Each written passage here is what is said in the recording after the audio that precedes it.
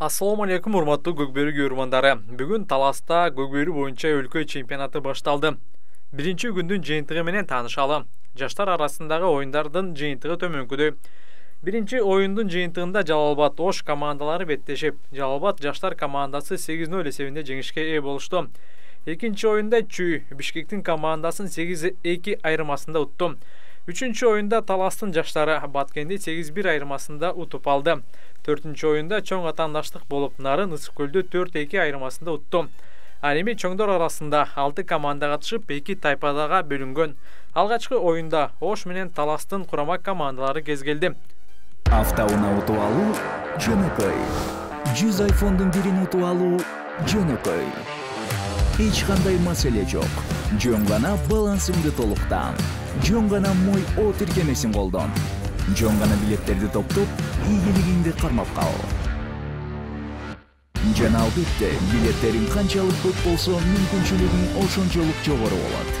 Hyundai Elantra 100 iPhone. Мой О утуш оңой. Оюнду Талас күтүлгөндөн мыкты баштап, биринчи таймдын 6-мүнөтүндө эсеп сандарын ачты. Майрамбек Рыспековдун мыкты аракетинен кийин Жөкү Орозбаев бул чабуулду жыйынтыктады. Команданын капитаны өзүнүн мыкты лидер экендигин далилдей алды. Биринчи таймдын 11-мүнөтүндө Өмүрбек Эсен уулу мыкты деңгээлде чабуулга чыгып, ыргыткан улагы Тайгазандын капталында туруп калды. Тайгазандын жанында турган Тойчу Коргонбаев улагды Тайгазандын ичине түртүп үлгүргөнгө жетишти.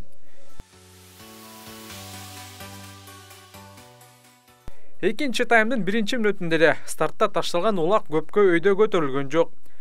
Андан соң экинчи таймдын 40-секундасында Өмүрбек Эсен уулу жерде жаткан улакты алып, эч бир тоскоолдуксуз түз эле чоң ылдамдык менен кирип келип, эсеп сандарын өзгөрттү.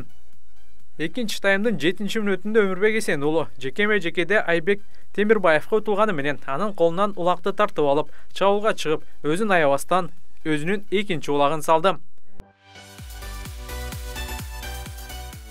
Экинчи таймдын 15-мүнөтүндө Баяман Муралим уулу эсеп сандарын кыскартты. Алай командасынын оюнчусу акыркы турнирлердеги мыкты оюнчу наамынын ээси Ош облусунун чындыгы лидеринде айланып бара жаткандай.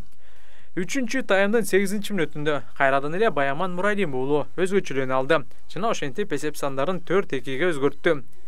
Ал эми үчүнчү таймдын 13-мүнөтүндө Нуржан Мелисбек уулу өз ысымындагы таблого жазды. Ошентип эсеп сандары 5-2.